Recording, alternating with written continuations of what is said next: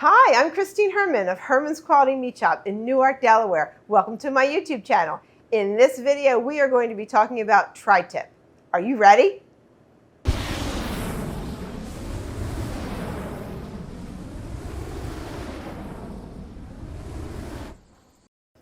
Here I have a tri-tip of beef, and you might be wondering just exactly what that is. Well, it's a triangular, as you can see, cut of beef taken from the bottom portion of the sirloin. The sirloin is from the center portion and the lower portion, center lower portion of the steer. And this particular cut, if you were to buy a full cut sirloin steak, like something about yay big, you would have a small portion of this within that steak. But if we do what we call pulling it out of the loin, you have this entire piece of meat right here. And this particular cut, I'm going to trim it up a little bit. This is exactly how it comes off the animal, with a little bit of fat on this one side and then some extra fat here. And you can see some of the marbling in the grain. And I'm just going to do a little bit of light trimming, not too much, just to show you a nice finished product. However, tri-tip is a tender piece of meat because, again, it comes from the sirloin, and it doesn't take much time to cook, although it is, this particular piece in general, exactly, is a nice thick piece. So it does take a few minutes on the grill, and it is very tender because it is from the sirloin. I'm just going to make this look nice and pretty. So you're wondering, why have you never heard of a tri-tip, especially if you're from the East Coast?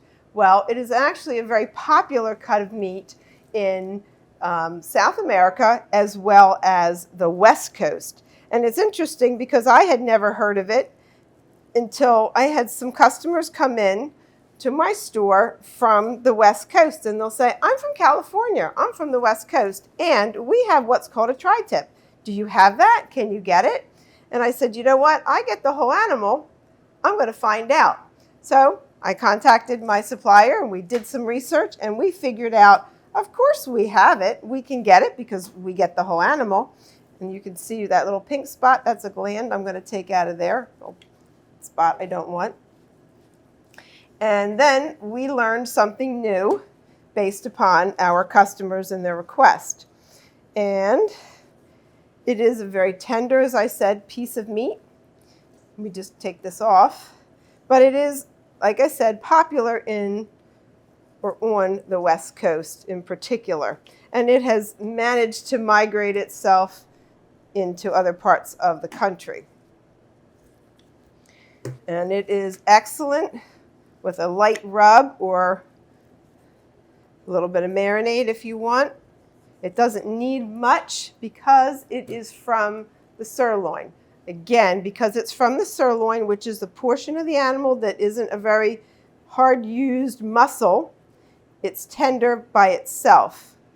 And marinating is typically to make a muscle more tender. So this, you mainly just want to impart some of the flavor of your marinade. So I'm going to leave some more of that fat on there for good measure and making it cook nicely. So there you have your tri-tip of beef. Something very interesting that I have learned over the years is that depending upon where you reside or where you come from, meat is cut differently, and different portions of the animal are cut in different ways. And this is one example of how that is possible because, as I said, in Delaware, we don't typically cut the sirloin and pull this particular meat, muscle meat out. We cut it as part of a full cut steak. So depending upon, again, where you are, you're going to find that things may be called or cut slightly differently. And some of that is, again, regional, or maybe it's just the store that wants to be fancy. Like ribeye, for example, has a couple different names as well. Porterhouse steak has a couple different names. But anyway, we'll get back to that in another time. But I just wanted to, again, show you a beautiful tri-tip. So cooking this, I didn't finish my telling you. You want to cook it to about 135, maybe a little bit medium, maybe 145 medium rare. Nice and pink in the center. You can cook it on the grill. Most people do. And then you want to cut it after it rests. Back up. After it rests, about 10 minutes, you want to cut it across the grain, nice thin slices. And I always like to demonstrate, just have your knife instead of straight up and down, just an ever so slight angle like that. And that will make a very nice, tender cut of meat and flavorful as well. So there you have, there's your tri-tip. So my kitchen tip, part 2 of making cooking fun, is what I want to talk to you about in this particular section. And I feel like we all get bored with cooking at some point in time. Maybe you don't, I know I do. If you give me a suggestion, I'll cook all day. Sometimes it's coming up with that suggestion, which can be challenging. So how do we do that? What do we do? Do we look up recipes? Do we go online? Do we talk to friends? Maybe we share ideas with our family members. What did you make for dinner last night? Just different ways of making cooking fun again and making it exciting. And maybe you decide with your family or for yourself, depending upon your situation, I am going to cook 5 nights. I'm going to do takeout one night, and I'm going to go out to dinner on night number 7. And in whatever order you want, depending upon whatever works for you in your schedule, just an idea, just a thought,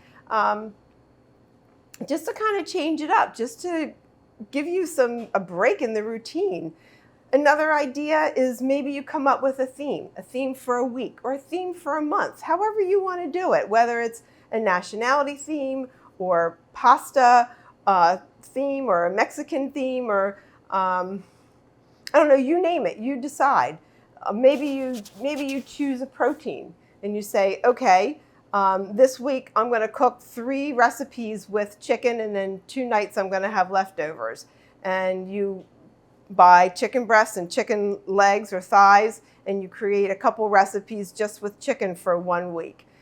Or maybe you cook and then you put them in the freezer, and then the next week you cook a beef recipe, like a tri-tip recipe, and then you have leftovers, and then the 3rd week you can intersperse some of those items that you cooked previously and pull them out of the freezer, and voila, you don't have to cook every night. You have something prepared, something ready to go.